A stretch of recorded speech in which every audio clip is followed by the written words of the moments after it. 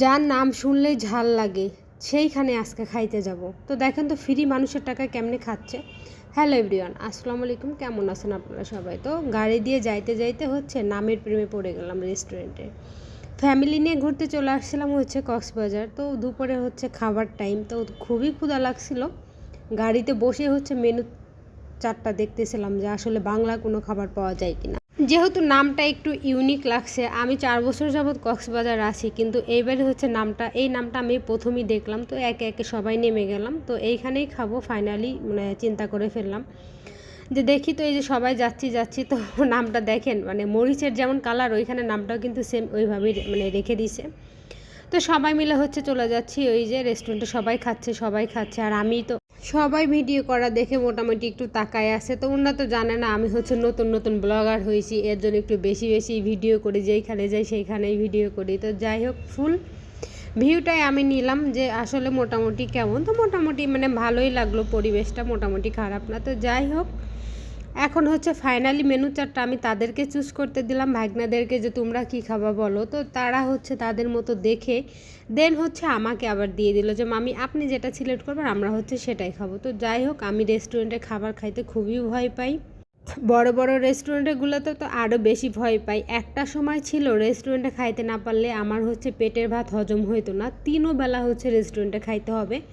তো রেস্টুরেন্টে খাইতে খাইতে এক পর্যায়ে আমার মার সঙ্গে আমার একটু ঝামেলাই শুরু হয়ে গেল। মার রান্নাবান্না তেমন ভালোই লাগতো না, তো তখন আরও কন্টিনিউ আমি রেস্টুরেন্টেই খাওয়া দাওয়া করতাম।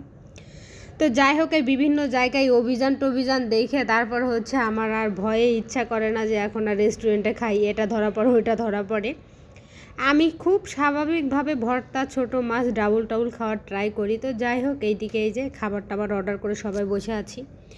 তো বলতে এই যে দেখেন খাবার দাবার দিয়ে দিছে, ভাত, ডাউল, তারপর কালো ভুনা, তারপরে ছোট মাছ, তারপর এইদিকে কি করলা ভাজি, সবই মোটামুটি নিছি আর কি।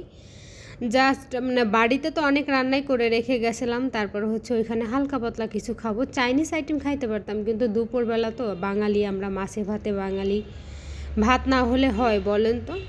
তো যাই হোক, ভিডিওটা যদি ভালো লাগে অবশ্যই লাইক কমেন্ট শেয়ার করবেন। তো এই যে দেখেন সবাই বসে গেছে, আমি আবার একটু উঠাই দিচ্ছি। আমি বললাম যে আমি যেহেতু ব্লগার, আমি ভিডিও করতেছি, আমি যদি তোমাদের খাবারটা একটু তুলে দিই, দেখতে বেশি সুন্দর লাগে না? কে শোনে কার কথা? যার পেটের ধান্দা তার আগে না। তো তারা তাদের মধ্যে উঠাই নিয়েছে। তো যাক, ভালো হয়েছে যে এই যে দেখেন খাইতেইছি তো খাচ্ছি তো খাইতেইছি। তো যাই হোক, একটু মজা করলাম। এই যে বোন ভাগ্নি ছেলে দুইজনে কি যে শুরু করছে খাওয়ার সময়, নাড়াচাড়া দেখেন। সাফওয়ান একদমই খাইতে দিচ্ছে না।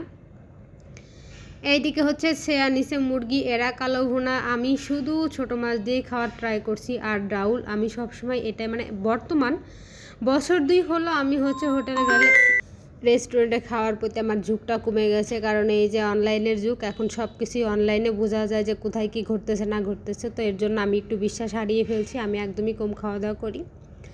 তো যাই হোক, মোটামুটি ভালোই হইলো। দুপুরের খাবারটা ভাতটা হইলে একটু বেশিই ভালো হয়। তো এই যে খাবার দাবার শেষ করে ইনি আবার আমাকে একটু হাড়গোড় দেওয়ার ট্রাই করতেছে, বলতেছে আমি বুঝতে পারছি তোমার একটু খাইতে ইচ্ছা করছে।